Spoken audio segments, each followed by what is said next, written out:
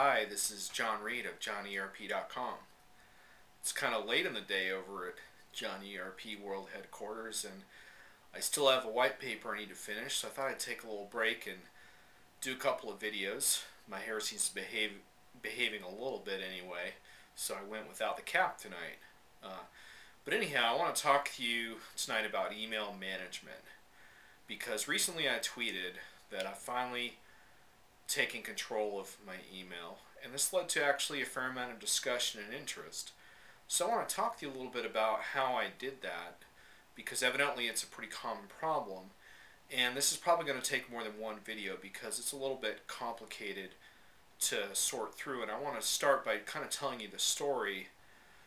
Basically what happened was I reached kind of a crisis point with my email, I think about a year and a half ago, where I realized that basically it was becoming unmanageable, in the sense that I was not getting my deliverables done for my clients without extraordinary all-out late-night, all-night efforts, and I wasn't getting enough content produced. It was all about email, so I started asking myself what's going on, and there were a few different things that I identified, and I realized that there were a lot of things you can do to cut your email down to the bare essentials, and that's probably a topic for another video.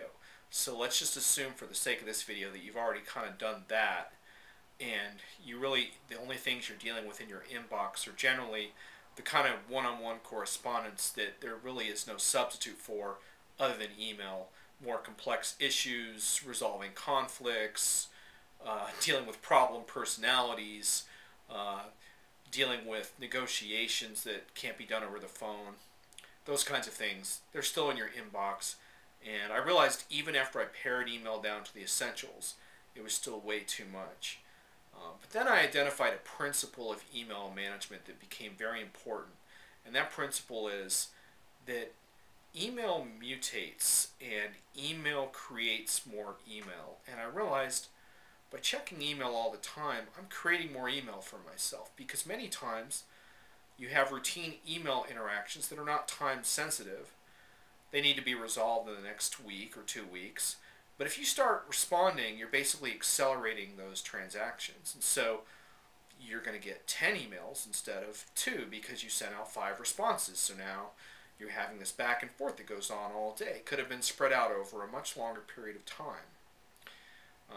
So sometimes, of course, instant messaging can solve those problems, and maybe I'll do another video to talk about some of the tools to reducing email to the bare essentials. But let's just assume that you have that down, but email is still getting you down, you're still frustrated, you get that inbox, still too much stuff to manage. How do you deal with it?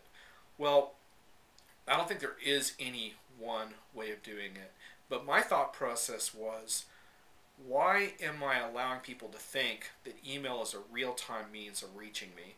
Why am I allowing them to do that when so much stuff doesn't need to be dealt with in real time? So I experimented with not checking my email until like once a day, and that worked a little better. I was missing a few things, but once a day I would check and get back with everyone by the end of the day. The problem was it was still sometimes 3 to 5 hours of email every day, so I was still in that sort of productivity trap, stressing out about email, and I would try to do some work afterwards. I'd be exhausted. So then I was like, okay, that's not going to work. Maybe I'll do it every other day and really condition people to understand that email is not real time for me. So I tried that. I tried giving clients other ways of reaching me and checking email every other day, every 3 days, but I found I was missing some mission critical stuff that way, and it just really wasn't working because too many people were sending me last minute emails saying, didn't you get my email? I couldn't make that meeting, and forget about educating the world that it wasn't going to be the right way to reach me. So I had to give up on that dream. So I was like, well, what else can I do? How can I deal with it?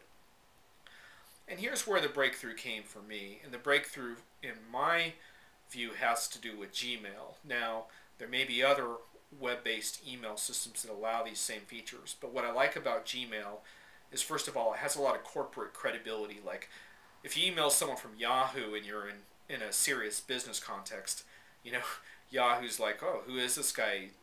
Some Yahoo, basically. Gmail has a lot more corporate credibility, and a lot of serious people I noticed have Gmail addresses. So I was like, well, maybe I can too. And once I started digging into it, I realized that Gmail has extremely powerful filtering capabilities that can allow you to do all kinds of things. So let me just tell you how I've made it work for me, and then you can maybe think back to yourself. So what I decided was, why don't I prioritize email just like we prioritize everything else? We prioritize phone calls, for example. We don't call everyone back the same day, or we don't accept every call that comes to us at any given time. A lot of us have caller ID for good reason, and telemarketers get the shaft, and our family members take priority, and our work people are usually after that, and so that's how we juggle that stuff. Well, perhaps you could do the same for email. So in my case, what I do is everyone still has my standard johnerp.com email address, but for preferred clients and key business partners and key people that I know really need to reach me at off hours, perhaps people like overseas where time zone stuff can be an issue, basically I have set up a Gmail account that has all my email transactions in it, and then from there I filter it to various places. So most people I end up filtering to my phone, but just the priority emails that are filtered based on who they are. And those people are able to ping me in real time. And I also have those so they're routed to my different computers, so no matter where I'm at, I can download those emails and immediately respond to them in real time. So my priority emails get done. So now I'm only checking email every few days, my main account, and then the rest of them are getting pinged through Gmail in real time. It's not perfect because sometimes I don't realize I need to have someone in there, and it takes a little while to condition them to mail to that address. And I'm sure there's other ways of going about this depending on what your forwarding capabilities are from different addresses. But forwarding your email to Gmail and then dealing with the problem from there can be incredibly helpful. I know there's all kinds of different things people do on Outlook, for example, with sorting email into different folders and all that stuff. And if that works for you, then great. But for me, there's some stuff I do need to get real time, and smartphones are really great for that. And Gmail's smartphone integration is perfect. The one objection I really have to how a lot of people handle email is they have their main email address routing to their smartphones, and they're getting pinged all the freaking time. Not to mention you get some spam sometimes on your phone. That's totally annoying. So I would really say, as far as resolving email issues, one of the big things is don't have everything routed to your phone. Have it routed to a different Gmail address, and then from there route only prioritized correspondence based on filtering into your phone. That way you're not getting pinged for ridiculous stuff. You won't get pinged necessarily if I email you, unless I'm one of your filtered people. And it'll go right to your phone where you can deal with it on your phone, or like I do, I often download it on my computer at that point because it serves more as a notification than anything.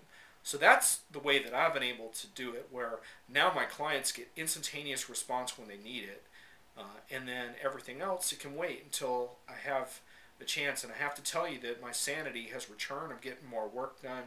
I'm getting blogging done.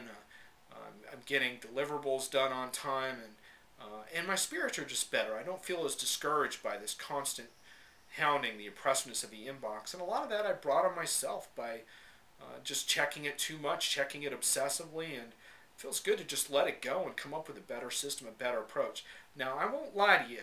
On those days when I do download all my email and check it all and get caught up with my main, those are long days. I definitely really have my work cut out for me. And so the problem doesn't really just go away easily. I still have to be really aggressive, and I got to stay on top of things in order to get this email sorted out. But it really works to confine those sessions. And tomorrow I got one of them coming, but I know it's coming, and I got all my blogs and podcast posted today, and it feels great. And my clients have all their stuff they need. And so anyway, I know email can really be discouraging. So I hope this video has helped you to turn your corner on your email and maybe come up with some new ideas for how to handle it. So this is John Reed from johnerp.com.